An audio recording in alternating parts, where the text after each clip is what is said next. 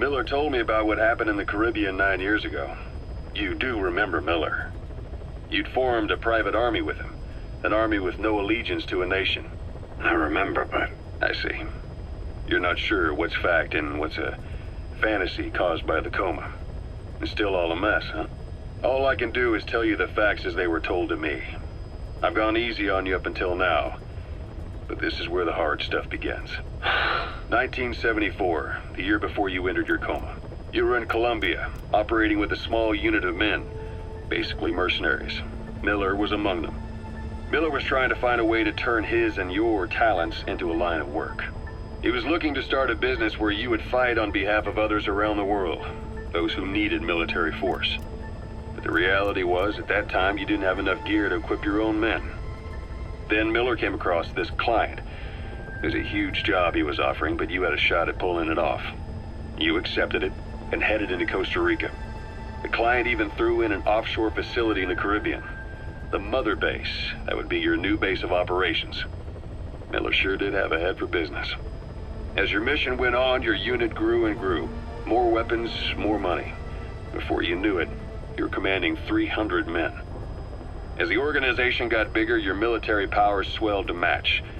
It got so the international community couldn't afford to ignore you. You were just too damn successful for your own good. You, your men, had worn out your welcome. Everyone was out for you. East, West, First World, Third. It was only a matter of time before someone took you down. And that was XOF. Officially, they're an anti-terror unit under the CIA. In reality, they're Cypher's private strike force. They lured you to Cuba using Chico, the Nicaraguan revolutionary kid, and Paz, a mole who worked for Cypher as bait. While you were gone, XOF, posing as a nuclear inspection team, stormed Mother Base. At the same time, C4 they placed on the strut legs went off. The whole thing went down in minutes. XOF. Kisses and hugs followed by a big F you. All because of Miller's blind spot. A back door into Mother Base no one suspected.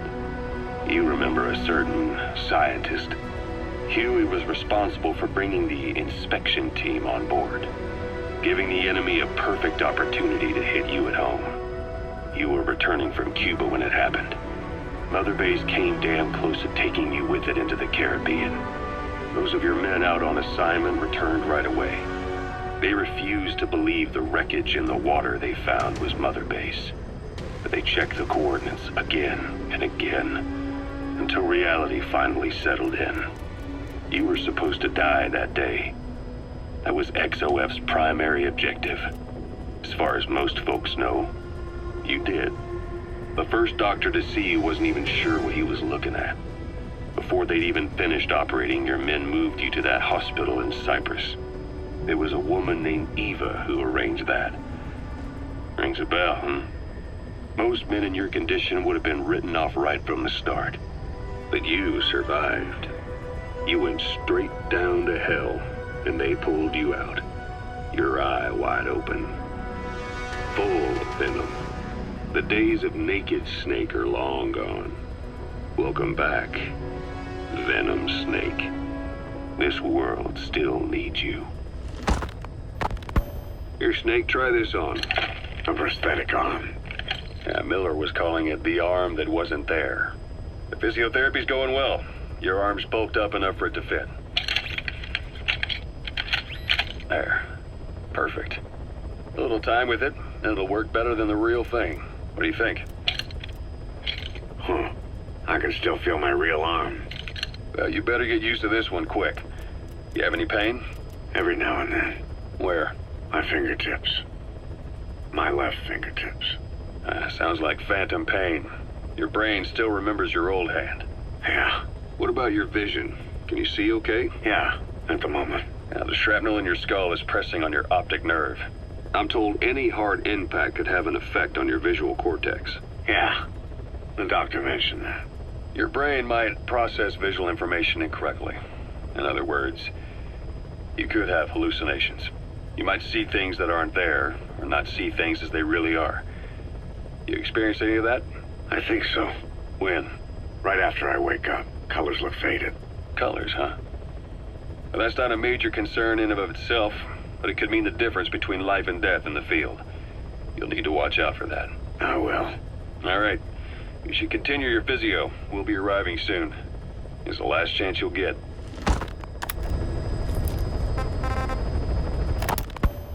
You were hospitalized in Dekelia, a British sovereign base area on Cyprus. It's part of British overseas territory that falls outside of Cypriot jurisdiction. You got moved from Cuba's Little America right into Cyprus's Little Britain. Why Dekelia? The UK and the US remain close allies. The last place Cypher would think to look for you is inside their own system. That's what kept you safe in British military hospital for 9 years. The safest place from a whale is inside its own belly. You were a regular Geppetto. Well, it wasn't Pinocchio who led me out to safety. So who was that guy? Cypher went so far as to attack British territory, burning their own ally. That's how badly they wanted you dead. He said I was in a British military hospital. But the doctor had a Greek accent. They hire locally. Easier to trust them. Dekelia is also home to Greek Cypriots, after all. What about the Turks? They haven't returned to the south. Not yet. The Cyprus dispute is still a long way from resolved. The country is just as split as it was in '74. Turkish Cypriots in the north, Greek Cypriots in the south. Between them, the Green Line, the UN established. And Dekelia sits right on top of it. It does. Part of the buffer zone between the two groups. Another reason it was the perfect place to hide you. Easy to spot any outsiders snooping around. So how do things stand? Now, last year, the Turks declared that the Turkish Republic of Northern Cyprus is an independent state, though it's only Turkey that recognizes it.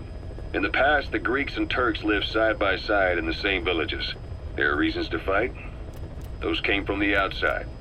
Greece, Turkey, Britain, America, they all have their own stake in pitting the two sides against each other. But once you spark something like this, it's impossible to control. Both sides build up grudges like debt, without the foresight to see that each act of revenge just fans the flames, and then it's too late for other nations to rush in with peace talks. The embers keep on smoldering. Each nation's arrogance only breeds anarchy. The world is paralyzed by this hunger for revenge. Cyprus is no different.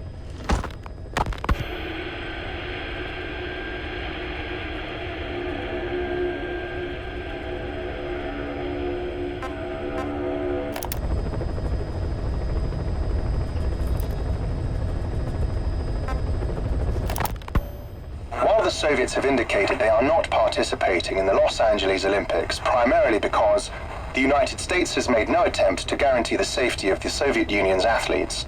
The United States is increasingly demonstrating the belief that the issue has nothing to do with its preparations, and in fact this is retaliation for the Western nations' boycott of the previous Moscow Olympics.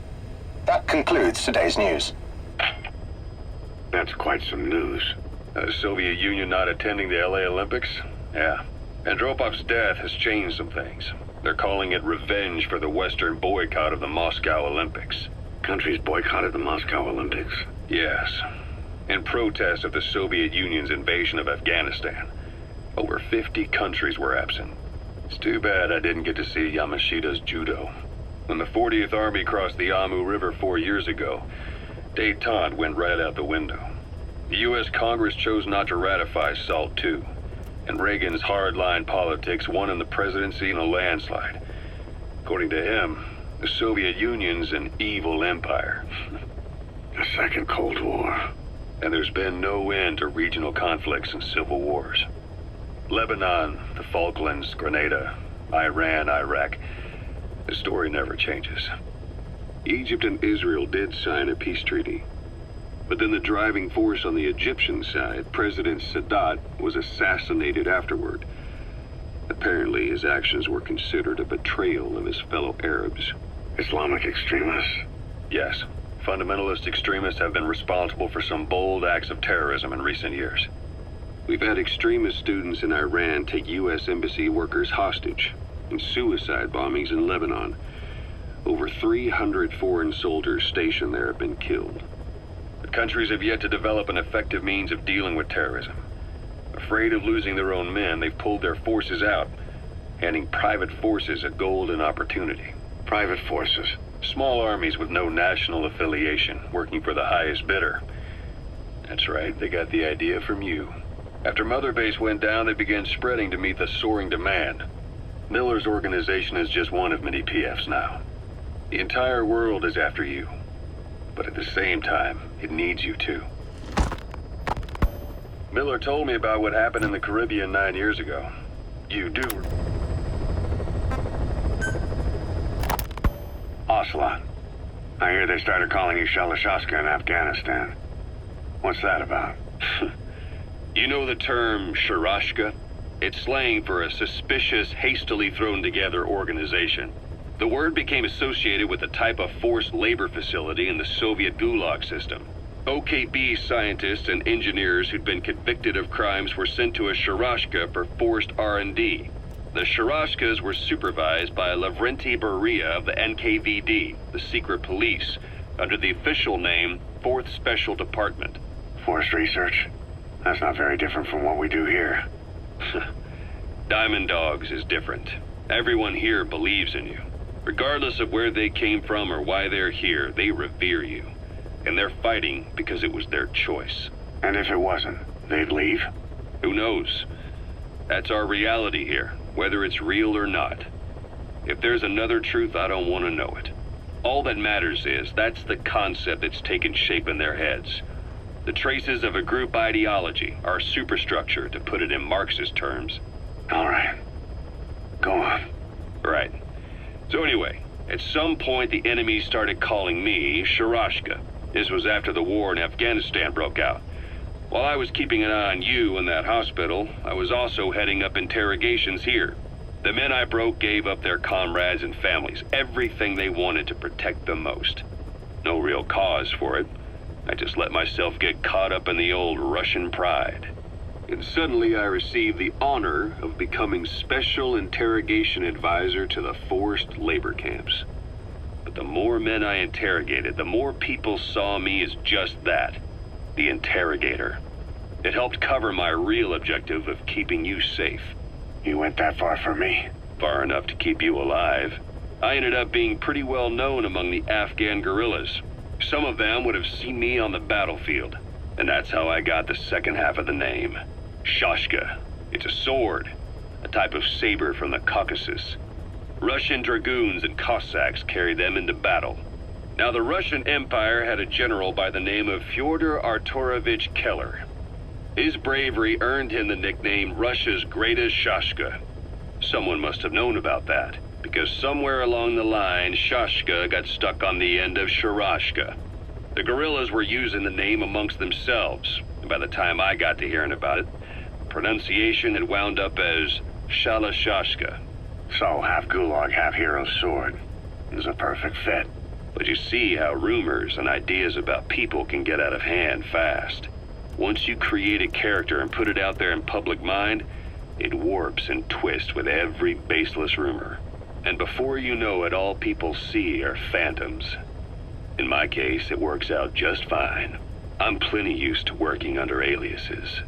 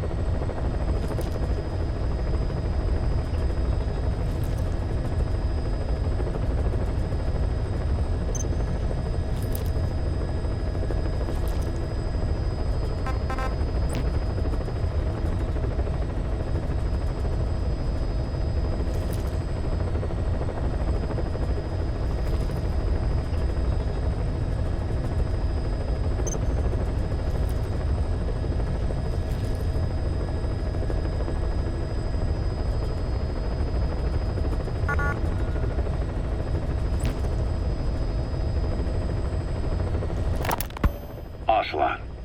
I hear they started calling you Shalashashka in Afghanistan. What's that about? You know the term Sharashka? It's slang for... So SALT II still hasn't gone into effect. That treaty was drawn up to limit not just the size of the U.S. and Soviet Union's nuclear arsenals, but also their delivery systems. The whole deal. Just when we thought all those years of negotiations had paid off, somebody decides to invade Afghanistan. The timing couldn't have been worse. The president was in the middle of the SALT II talks back then. You mean while you were busy trying to stop Peace Walker? I heard. President Ford was meeting with the General Secretary in Vladivostok. In his absence, the political brass in America detected what they didn't realize was false nuclear launch data from Peace Walker, and were on the verge of ordering a retaliatory nuclear strike. Coleman's big idea? Humans are incapable of destroying themselves. Turns out he never knew what humans are capable of. If that AI, the boss, hadn't found a way to stop the fake data transmission, they probably would have gone ahead with the launch. Deterrence was revealed as the pipe dream it was. All thanks to you. And her. The U.S.-Soviet talks looked set to fall through. What happened in Nicaragua no doubt helped trigger a change of heart. But in the end... The times define the politics. When you've grabbed their tail, they turn and bite your hand. I first met you 20 years ago now.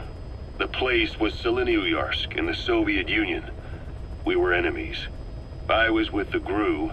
You were still fighting for America. 1964. Operation Snake Eater. Its objective? The assassination of the legendary soldier known as the Boss.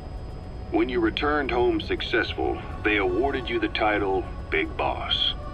Your CO, Zero, sought to carry on the boss's will by covertly establishing his own organization. You knew the original members from Operation Snake Eater.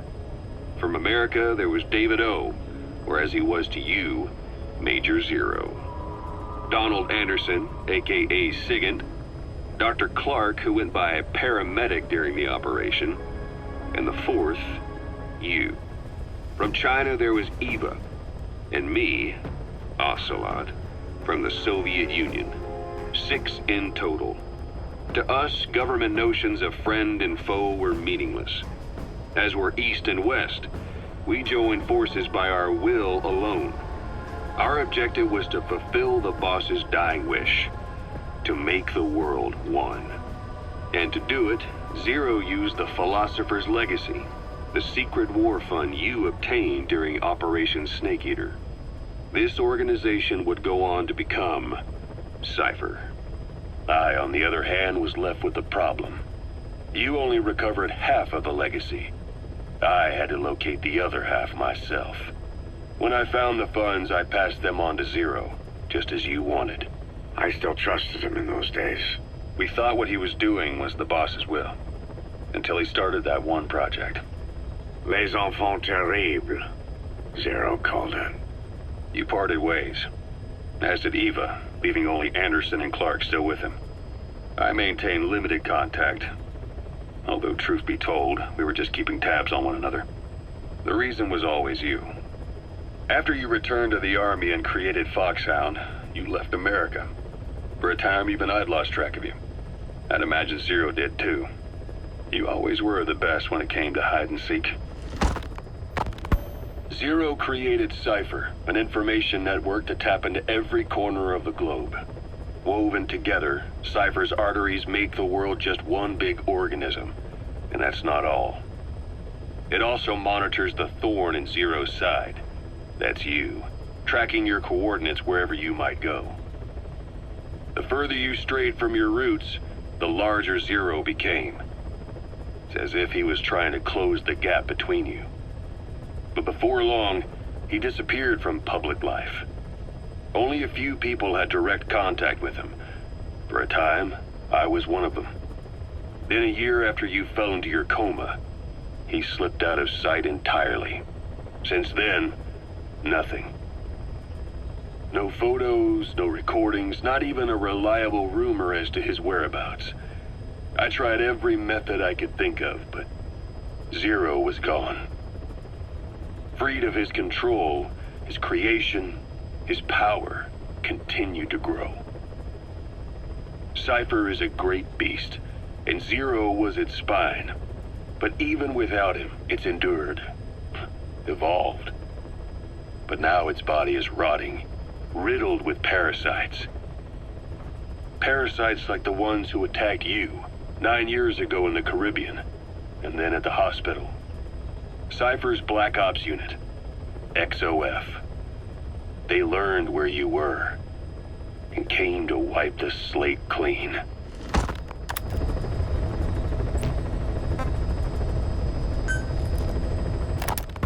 Christmas Eve, 1979, the Soviet Union rolled into Afghanistan.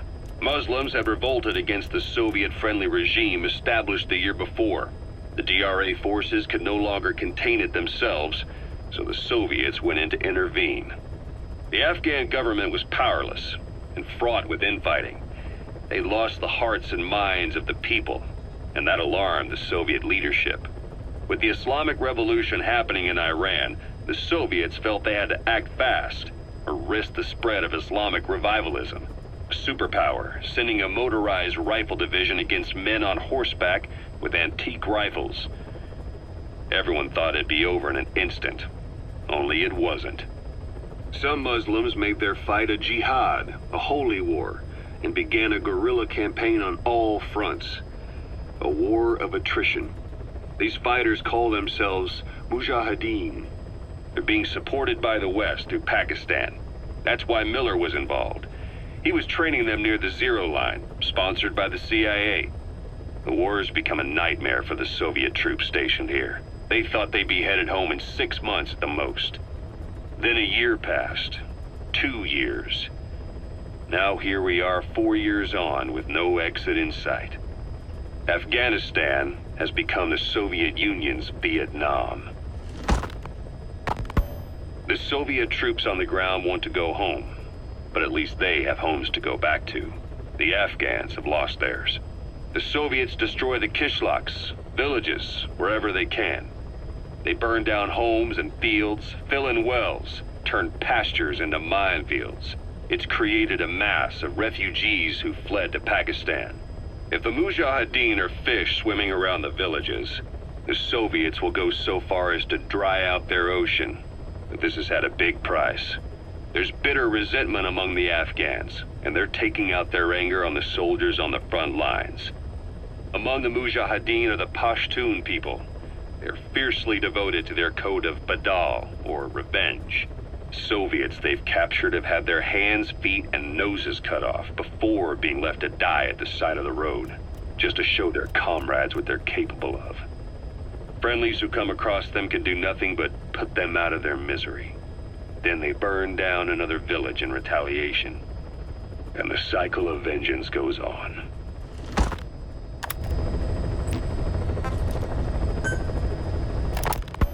Snake, I wanted to ask you about the man on fire. What do you remember from the hospital? Anything we can use? Well, he took off the moment the sprinklers started up. Sprinklers? The fire system? And when he got sprayed with water from the burst pipe, it slowed him down. When we escaped on horseback, he wouldn't cross the river either. And then it started to rain. And he disappeared. Water against fire. Is it that simple? I mean, it makes sense. It's just hard to believe it would work on a guy like that.